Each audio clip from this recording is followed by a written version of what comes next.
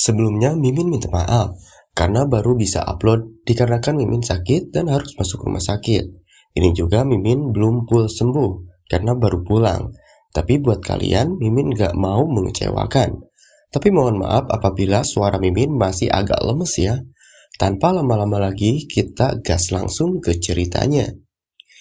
Cumu masih berjongkok sambil memeluk Mosi. Ketika tiba-tiba ia merasakan sesuatu mengintai dari balik kegelapan. Dengan wajah waspada, ia segera menoleh tajam ke arah semak-semak. "Siapa itu? Keluarlah!" serunya dengan nada penuh kewaspadaan. Di antara dedaunan, sepasang mata merah menyala muncul. Seekor kelelawar besar terbangun dari tidurnya. Tubuhnya bergelantung terbalik sebelum mengepakkan sayap. Cumu menatapnya lekat. Langkahnya refleks, bergeser mundur. Kelelawar itu melesat ke udara, sayap lebarnya membelah angin. Siluet bulan sabit di langit menjadi latar ketika makhluk itu mengarahkan diri, terbang cepat ke arah Cumu dengan tatapan mengancam. Mata Cumu membelalak saat ia mengenali makhluk itu. Dengan nada kaget, ia menyebutnya Dark Nightbed. Kelelawar raksasa itu membuka mulut lebar, melontarkan gelombang suara yang berputar seperti pusaran. Mosi berdiri tegak, bulu putihnya berkibar tertiup tekanan. Garis merah di wajahnya bersinar, matanya menyala penuh ketegasan. Ledakan besar mengguncang tanah, asap mengepul di sekeliling Cumu yang berusaha bertahan. Sorot mata Mosi semakin tajam, pupil keemasannya memantulkan api perlawanan. Simbol bulan sabit di dahinya berkilau terang. Dengan raungan penuh kekuatan, Mosi memuntahkan lidah api.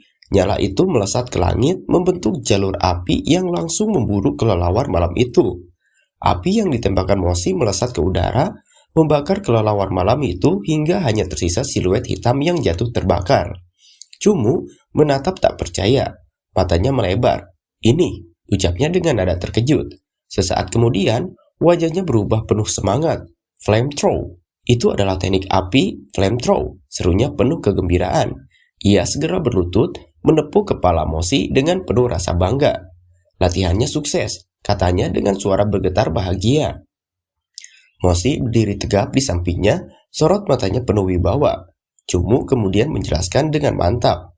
Mosi berhasil berkembang menjadi Soulfate dengan atribut hewan iblisnya, dan atribut api sebagai kekuatan keduanya.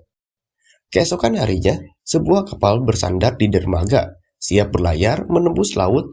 Choi berjalan dengan langkah mantap, diikuti beberapa orang di belakangnya. Ia menoleh sambil tersenyum tipis. "Dari sekarang, anggap diri kalian sebagai anggota Istana Nightmare. Masuk ke kapal. Kita akan segera pergi ke Istana Nightmare," ujarnya tegas.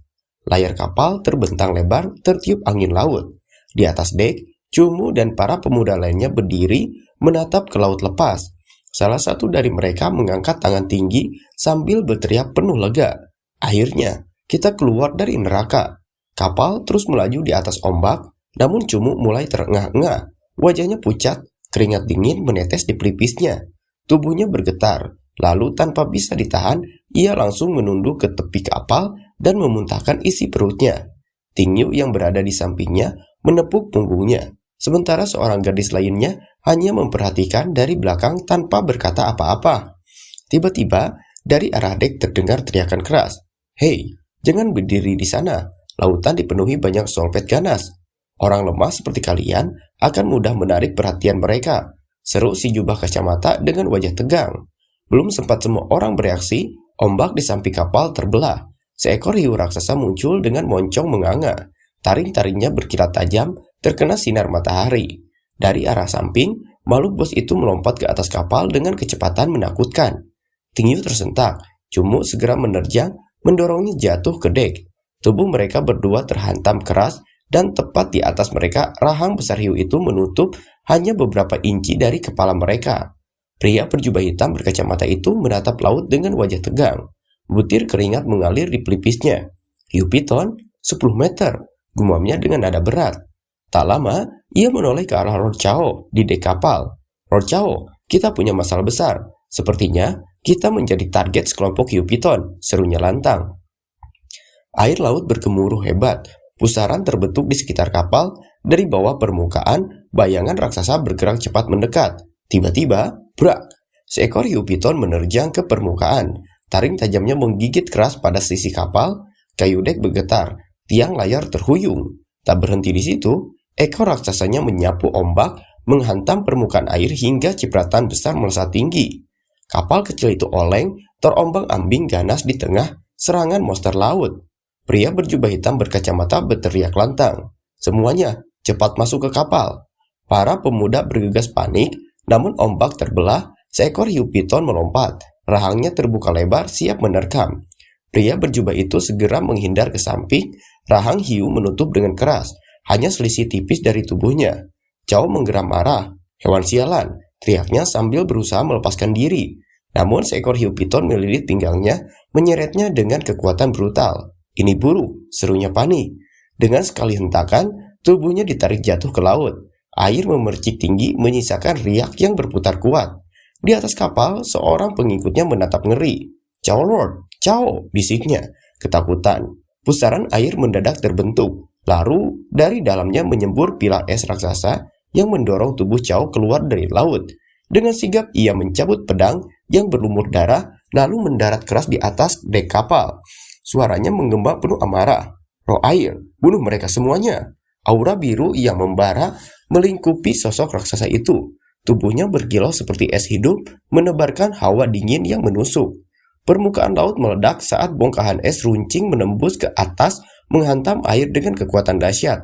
Kedua tangannya terangkat membentuk pusaran energi dingin, cahaya biru menyala terang di telapak tangannya, berdenyut seperti jantung yang marah.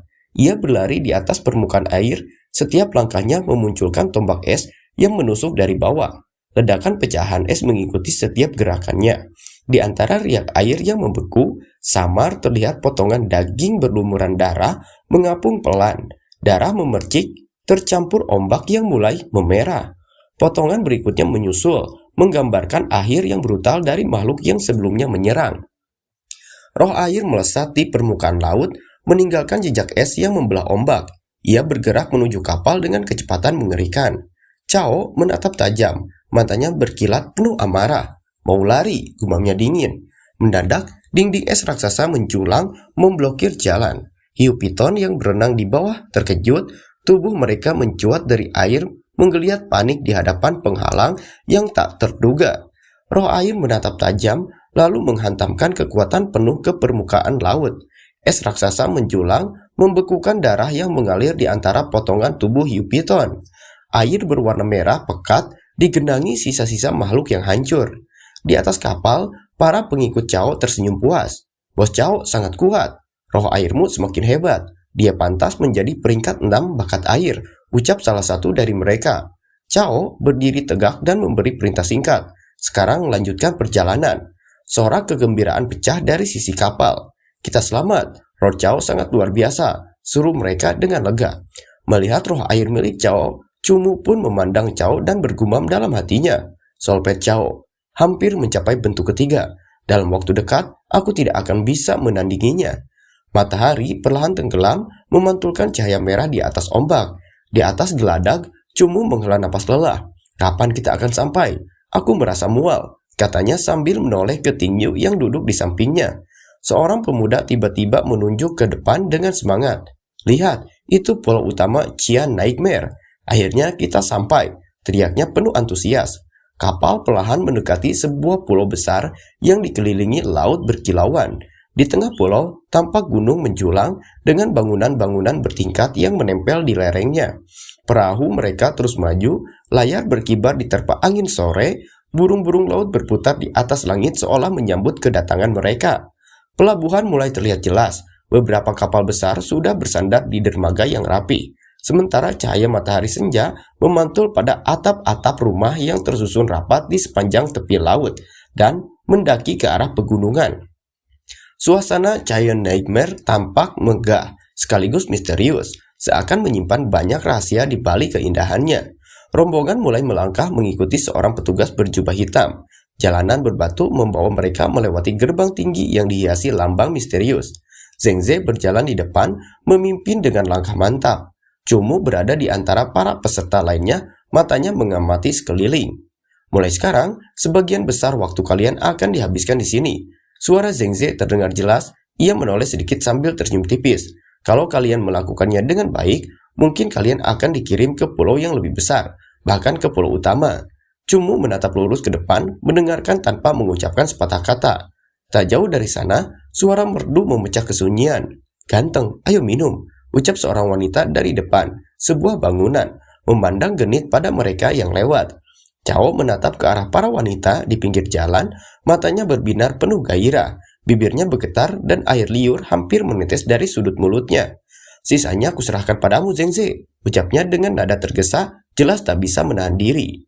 "Ya, Lord Cao," jawab Zhengze singkat, tetap menjaga sikap tenang meski ekspresi di balik kacamatanya berubah dingin. Cao melangkah pergi, tertarik oleh godaan yang menunggunya. Sementara itu, Zhengze mendengus pelan. Zhengze berjalan memimpin rombongan, suaranya menggema di jalanan kota. "Sekarang, kalian adalah pelayan terendah. Dalam beberapa hari, aku akan membawa kalian ke istana Nightmare untuk melawan anggota dari pulau lain." Langkah para pemuda berhenti sejenak mendengar kata-kata itu. Zhengze kemudian melanjutkan, "Pekerjaan dan tanggung jawab akan diatur menurut kekuatan kalian. Semakin bagus tingkat kalian, semakin besar hadiah yang kalian dapatkan." Ia lalu menoleh dan kembali berkata, "Kuharap salah satu dari kalian mendapatkan peringkat tinggi." Di antara kerumunan, Cumu menatap tanpa ekspresi, hanya diam dan mendengarkan. Sore mulai merona ketika mereka sampai di depan sebuah bangunan besar. Zhengze menunjuk ke arah rumah itu dan berkata kembali, "Ini rumah baru kalian, masing-masing mendapatkan satu kamar." Gu Feng adalah ketua yang bertanggung jawab mengkoordinasikan semuanya. Zhengze mengeluarkan tangan, membagikan koin emas satu persatu. "Kalian masing-masing mendapatkan satu koin emas. Gunakan untuk membeli persediaan yang kalian butuhkan." Cumu menerima koin itu, menatapnya sebentar sambil memainkannya di jari. "Mosi sedang perlu untuk berkembang," gumamnya pelan. "Aku penasaran, apa ada ramuan yang cocok di pasar?" Matanya melirik ke arah kota yang mulai diterangi cahaya senja. Bangunan menjulang, suara ramai terdengar samar. Cumu berjalan menyusuri jalanan kota, tapi langkahnya melambat. Ia menggaruk kepala dengan wajah kesal. "Sial, aku tersesat," ucapnya sambil menoleh ke kiri dan ke kanan. Tiba-tiba hidungnya menangkap sesuatu. Aroma ini. Matanya terbelalak. Tubuhnya seakan tertarik mengikuti jejak bau yang menggoda. Asap tipis beraroma obat membawanya menuju sebuah bangunan kecil dengan papan bergambar ramuan dan kristal. Tanpa ragu, ia melangkah masuk mengikuti aroma itu semakin dalam. Di dalam, seorang pria tua sedang meracik sesuatu dengan tenang. Asap putih mengepul dari mangkuk batu di hadapannya, menyebarkan wangi yang menusuk hidung. Pria tua itu menoleh perlahan menatap Cumu yang baru saja masuk. Kemudian ia berkata, "Apa yang kau perlukan?" tanyanya dengan suara datar. Cumu menatap pria itu dengan penuh harap. "Apakah kau punya rumput Heavenly Blue?" tanyanya langsung. Pria tua itu terkekeh kecil lalu mengangguk. "Ada 2 koin emas untuk 1 batangnya." Cumu kemudian terdiam. Tangannya menggenggam erat koin emas yang tadi diberikan oleh Zhengze. Wajahnya nampak canggung, jelas hanya mampu mengeluarkan 1 koin. Melihat itu, pria tua itu tiba-tiba tertawa keras. Suaranya penuh ejekan. "Apa? Hanya 1 koin? Kau benar-benar miskin." Pria tua itu mengibaskan tangannya dengan malas. "Kalau tidak punya uang, cari saja tempat lain." Cumu terdiam sejenak, lalu tangannya merogoh saku. Ia mengeluarkan sebuah kristal berkilau hijau. Pandangannya tajam menatap pria tua itu. "Menurutmu, berapa harga inti jiwa ini?" Mata pria tua itu langsung membelalak. Ia mencondongkan tubuh, memperhatikan kristal itu dengan seksama. "Inti jiwa ini berbeda dengan jiwa hewan lokal. Apa kau seorang pelayan dari pulau lain?" tanyanya penuh curiga. Cumu mengangguk singkat. "Ya." Cumu membuka telapak tangannya, memperlihatkan 3 inti jiwa yang ia bawa. Pria tua itu menghitung cepat sambil menggerakkan jarinya. 3 inti jiwa ini, nilainya sekitar 1 koin perak dan 5 perunggu. Ingat, 10 perunggu sama dengan 1 perak, dan 10 perak sama dengan 1 emas. Ia menatap Cumu lebih serius.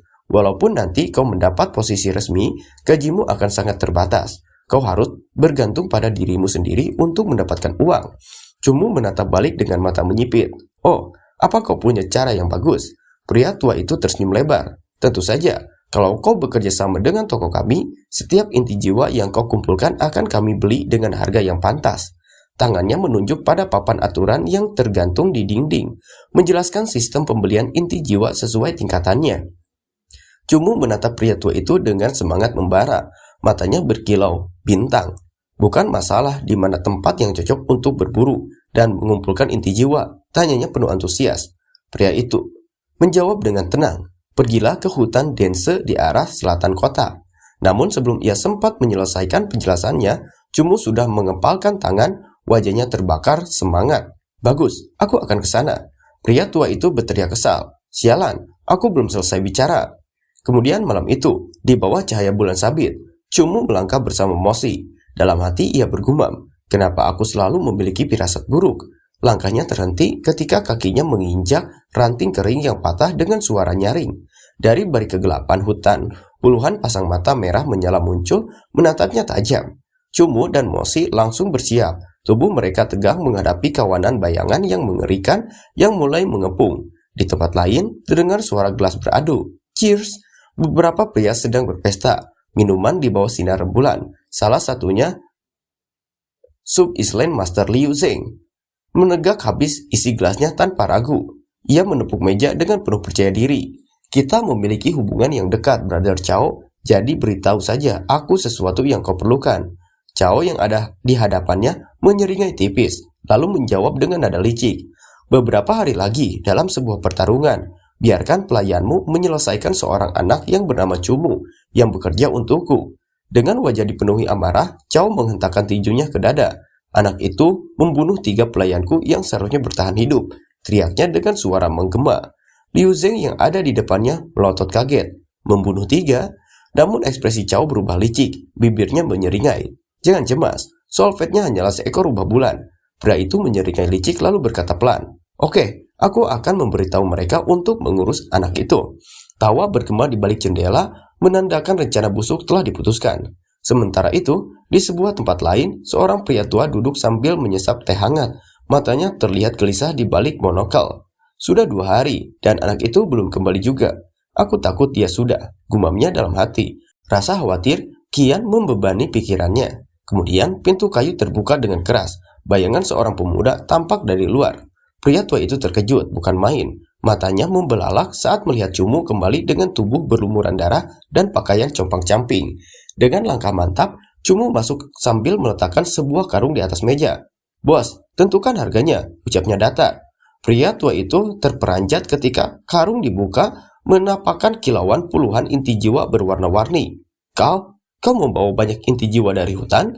Teriaknya dengan wajah penuh keterkejutan.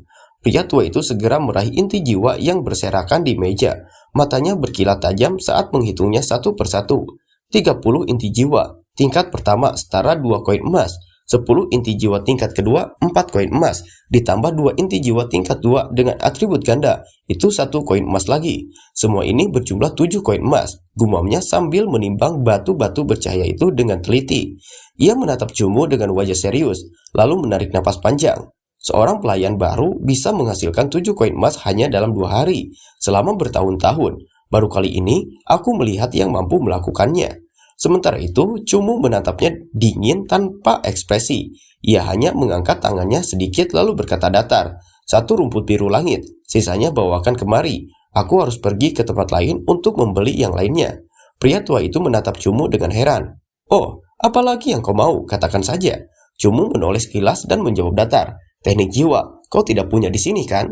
Senyum tipis muncul di wajah pria tua itu, tangannya bergerak pelan sambil berkata, Kau meremehkan aku, silahkan ikut lewat sini. Keduanya berjalan melewati lorong, menuju sebuah ruangan berisi banyak laci besar yang tersusun rapi. Cumu hanya terdiam, menatap tanpa bicara. Pria tua itu lalu berhenti, tangannya meraih salah satu pegangan laci dan perlahan menariknya terbuka. Pria tua itu tersenyum lebar sambil membuka pintu rahasia di balik laci tersebut. Harta karun orang tua ini hanya kubuka untuk orang yang benar-benar berharga, ucapnya dengan nada penuh kebanggaan. Cumu menatapnya datar lalu bergumam lirih. Kau berbicara sangat manis. Namun matanya membelalak sesaat setelah pintu terbuka. Cahaya berkilauan menyambutnya, memperlihatkan rak-rak penuh gulungan, teknik, botol berisi organ aneh, dan benda-benda mistis yang jarang ditemui. Pria tua itu melangkah masuk lebih dalam, tangannya menunjuk ke arah deretan koleksi. Aku punya lebih banyak teknik jiwa di sini. Teknik penghisap darah, hati air, bahasa hewan iblis, pembeku cepat. Cumu menatap gulungan teknik dengan sorot mata tajam lalu berkata singkat, "Teknik jiwa, pembuku cepat. Jual itu kepadaku." Pria tua itu tersenyum puas sambil menyerahkan gulungan tersebut. "Kau punya mata yang jeli. Teknik ini bisa digunakan untuk menyerang maupun bertahan. Efeknya pada Solpet akan 2 kali lebih baik, hanya 5 koin emas." Cumu terdiam sejenak. Keringat dingin menetes di pelipisnya, namun akhirnya ia menyerahkan koin emas tanpa banyak bicara. Pria tua itu menepuk tangan, wajahnya penuh senyum. "Terima kasih sudah menghabiskan 7 koin emas. Datanglah lagi lain waktu." Sementara itu, Cumu keluar dengan wajah murung, menggenggam erat gulungan teknik dan rumput biru langit di tangannya. "Uang kerja kerasku," batinnya dengan getir. Saat Cumu hendak melangkah pergi, suara pria tua itu menghentikannya. "Tunggu," serunya sambil mengulurkan sebuah kendi kecil berwarna gelap. Cumu berhenti dan menoleh, menatap benda itu dengan raut bingung. "Ambil ini nak, obat penyembuh yang bagus," ujar pria tua tersebut. Cumu menggenggam kendi itu, namun wajahnya nampak ragu. "Aku tidak punya uang lagi," ucapnya dengan nada datar. Pria tua itu justru tertawa kecil, janggutnya bergetar saat ia tersenyum lebar. "Hehe, aku suka potensimu. Melakukan bisnis dengan orang berbakat sepertimu adalah investasi. Kalau kau perlu apapun, datang saja kemari. Soal harga kita bisa bicarakan." Langkah Cumu terhenti. Begitu matahari terbenam mewarnai langit merah, ia menoleh ke arah penginapan tempat ia bisa beristirahat. Namun yang nampak membuat darahnya berdesir. Bangunan itu berlumuran noda darah di dinding, pintu bahkan hingga ke tanah di depannya. Matanya melebar, napasnya tercekat. "Ada apa ini?" gumamnya lirih, sementara hawa dingin merambat di sepanjang punggungnya. Keheningan sore seakan berubah menjadi ancaman yang menyesakan. Cumu mengintip dari celah pintu, matanya menajam penuh kewaspadaan. Di dalam ruangan, ia melihat Tingyu bersama beberapa orang lainnya sedang duduk di meja panjang. Cahaya lilin bergetar di antara mereka. Cumu masuk perlahan, suaranya terdengar dingin. "Apa yang terjadi? Di mana yang lain?" Tingyu menoleh, wajahnya serius lalu menjawab, "Beberapa mandor datang dan memberikan inti jiwa berkualitas bagus kepada kami untuk persiapan kompetisi. Tapi, beberapa orang dari pulau lain melihat inti jiwa itu di tangan kami. Mereka memaksa kami untuk menukarnya, dan saat kami menolak, mereka langsung menyerang." Cumu melangkah masuk, tatapannya dingin menatap mereka yang duduk dengan wajah muram. Seorang pemuda berpeci hijau mendengus kesal. "Kemana saja kau, Cumu? Jangan bilang kau tidak tahu kalau kompetisi ini diadakan dalam bentuk tim." Suasana semakin tegang ketika ia menambahkan dengan nada frustasi, "Kami terluka, Solpet kami juga. Bagaimana kami bisa bersaing dengan orang dari pulau lain?" Cumu menatap mereka sebentar lalu bertanya tenang, "Format kompetisi ini seperti apa?" Tingyu pun menjawab, 10 Solpet dari masing-masing sisi akan bertarung bersamaan. Para pelatih tidak ikut. Pemenangnya bisa mendapatkan teknik jiwa. Cumu mengangguk singkat. "Aku mengerti." Namun pemuda berpeci itu mengepalkan tangan. Wajahnya memerah karena marah. Dia terlalu egois, sama sekali tidak memikirkan orang lain. Cumu menatap rekan satu timnya yang terluka lalu dengan nada tegas ia berkata, "Jangan khawatir, semua yang kalian kehilangan hari ini akan kubantu untuk mendapatkannya kembali di arena." Malam pun tiba, angin dingin menusuk hingga membuat Tingyu bersin. "Acu!" gumamnya lalu menarik selimut lebih rapat. Cuaca di pulau utama ini benar-benar aneh. Dinginnya seperti musim salju saat malam hari, pikirnya sambil menggigil. Namun tepat di kamar sebelah, suasana jauh lebih ekstrim. Dinding dan langit-langit dipenuhi es dan stalaktit beku. Di dalamnya Cumu duduk berselimut, matanya menyala penuh semangat. "Akhirnya, aku bisa berlatih teknik pendingin cepatku," ujarnya sambil tersenyum tipis. Sementara hawa dingin semakin pekat mengelilingi tubuhnya. Keesokan paginya, arena raksasa yang disebut Nightmare Battle Arena menculang megah, membuat para peserta ternganga kagum. Namun langkah mereka segera ditegur. "Jangan menatap ke atas saat masuk ke dalam," suara seorang pengawal bergema tegas. Di singgasana tertinggi, duduk Master Pulau Utama, sementara di bawahnya berjajar para Master Pulau Cabang. Siapapun yang berani melayangkan pandangan tidak sopan akan menuai bencana. Sang Master Pulau Utama menatap dingin, suaranya penuh ejekan. "Caoyi, kudengar para pelayan yang kau bawa tahun ini hanyalah sekumpulan sampah. Pulaumu hanya melaporkan Feng Gu dengan monster batu tahap ke-9 dan Cumu yang memiliki rubah iblis lemah." Caoyi merunduk, suaranya tenang tapi getir. "Ada sedikit insiden, sehingga beberapa orang kuat mati, Lord Master. Tahun ini, aku tidak berharap apapun dari mereka." Arena yang semula hening kembali bergejolak. seorang pria berjanggut panjang, Guo Meng, Sub-Island Master, menoleh ke arah Cao Yi dengan senyum mengejek. Ia berkata lantang bahwa tak pernah menyangka Cao Yi bisa menghadirkan sesuatu yang menarik. Di barisan singgasana, tawa seorang master lain pecah. Keras seakan menambah tekanan suasana. Tak lama, suara lantang dari panggung utama menggema ke seluruh arena. Pertandingan pertama diumumkan. Tim Cao Yi akan berhadapan dengan tim Guo Meng. Sorak-sorai membahana, sementara para peserta yang menunggu di sisi arena nampak tegang. Seorang pemuda menatap ke depan, matanya terbelalak. Mereka, itu mereka, serunya penuh keterkejutan. Cumu yang berdiri di sampingnya hanya melirik singkat. Kau mengenal mereka? Tanyanya datar. Pemuda itu mengepalkan tangan, wajahnya dipenuhi amarah. Ia kemudian berkata, mereka salah satu yang merebut inti jiwa kami.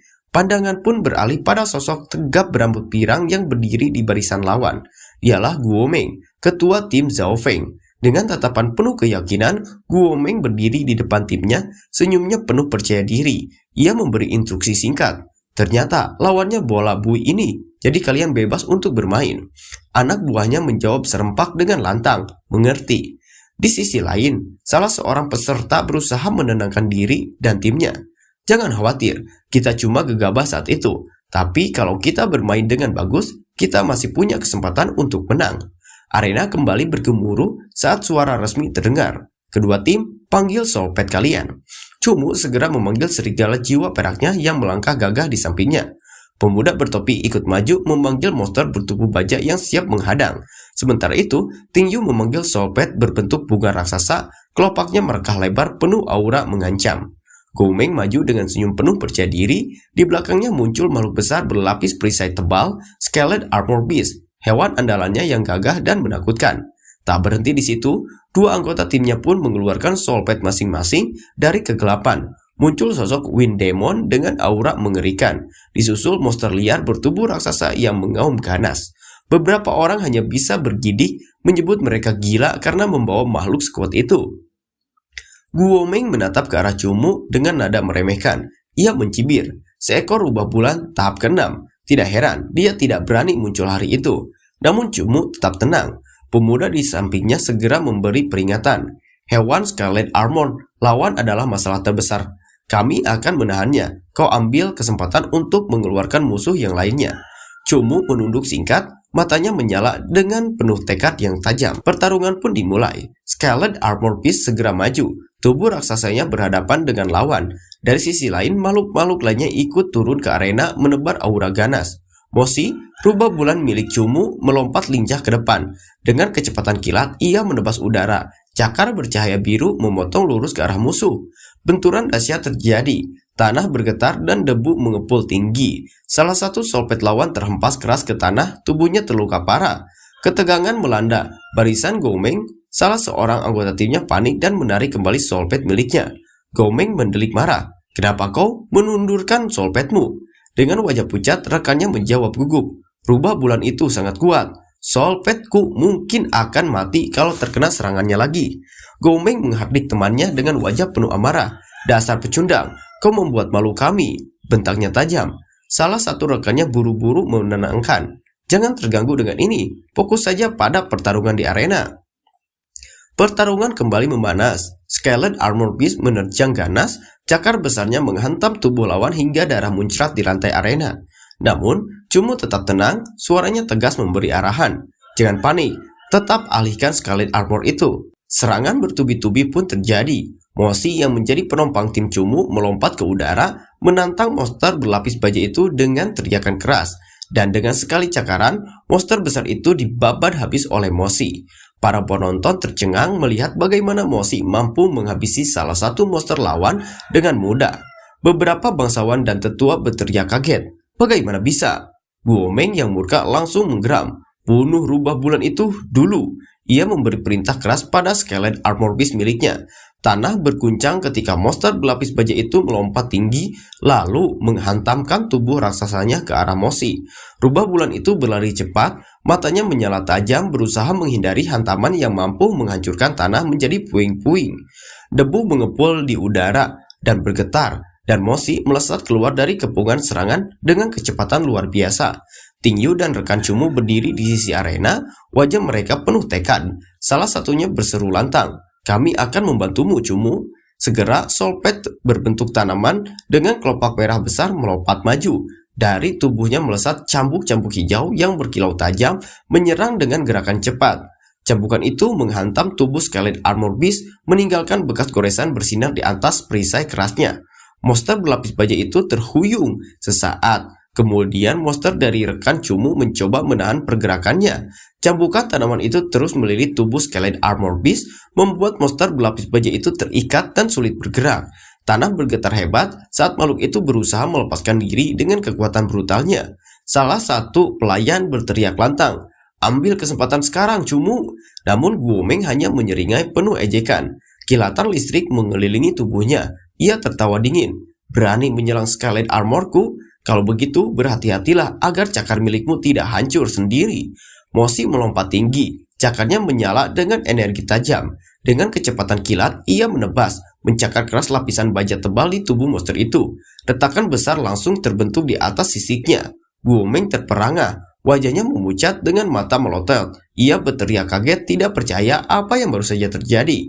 Cumu segera berseru pada kedua rekannya, "Kesempatan kalian!" Tingyu dan pemuda di sampingnya langsung bergerak serempak. Serangan mereka menghantam titik lemah yang baru saja dibuka. Retakan di tubuh monster itu semakin melebar. Darah hijau kental menyembur keluar dari luka dalamnya. Darah segar muncrat dari tubuh Scarlet Armor Beast. Makhluk itu terhuyung berlutut di genangan darahnya sendiri. Napasnya berat dan melemah. Guomeng mengepalkan tangan. Wajahnya tegang. Ia berteriak marah, "Sialan!